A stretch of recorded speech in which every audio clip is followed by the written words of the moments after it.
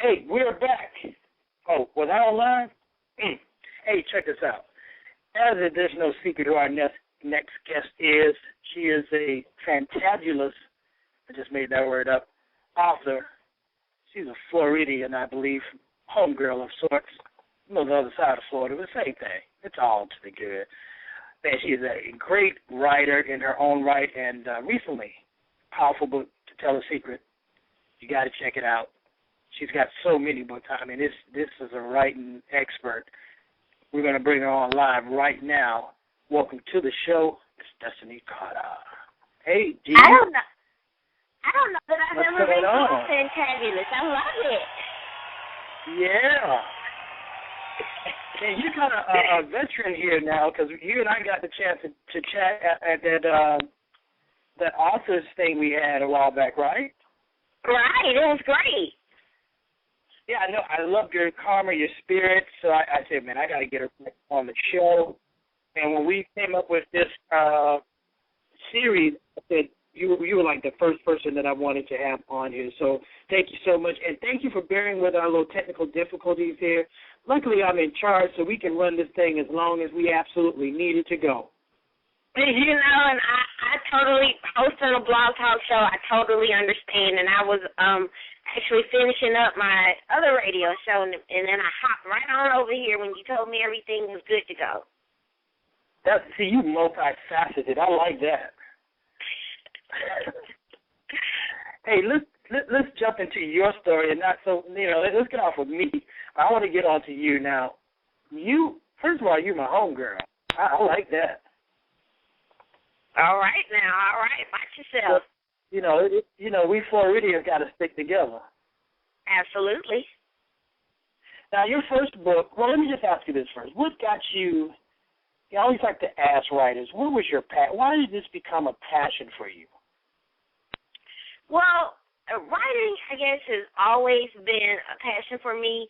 One, when I was a little girl, I wasn't like a normal kid, want to go outside and get dirty and all that stuff. I wanted to stay in the house. And my mom was like, you ain't finna be up under grown folks listening to our business. So it was go in the room and read or go in the room and write your ABCs. And I would rather do that than go out living in Florida. It's hot out there, man, and lizards. So, I did a lot of reading and writing when I was young. And I won, I think, when I was in 6th or 7th grade, I won an essay contest. It was on Martin Luther King. And when I did that, I kind of knew that I wanted to write. Right. Well, you know what? The world is a better place for you having figured that out. And you, as I understand it, your first piece of work, or official published piece of work, was way back in 2007. See, now it's interesting. I can say way back in 2007 because time is flying here. But yes, it Pleasure Island. What was that like? Sitting down and being an author. I remember, man. Do you remember when you popped your boxes on the first time you saw the cover and the finished product of Pleasure Island? Yes, I went running up and down the street holding my book saying, I'm an author. See, my neighbor was looking at me like I was crazy. No, I literally did. And then I went in the house and I fixed me an Absolute and cranberry juice, and I put the Absolute in one hand and my book in the other hand, and I sat out on my porch with my case of books. Come on, my book.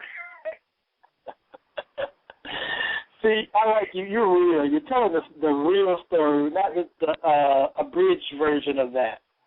Yeah, but it was so much fun. It's such hard work, and I think that part of being an author is that you put yourself out there in some of your pieces. And Erykah Badu said it best when she said, I'm an author and I'm sensitive about you know how the rest of it goes.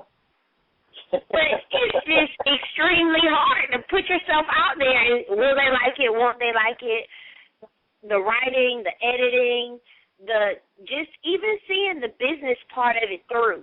And when all of that was finished, having this book in my hand with my name on the front of the book and on the title page, I just remember feeling overwhelmed. And I think I'm on, book 9. I kind of lost count.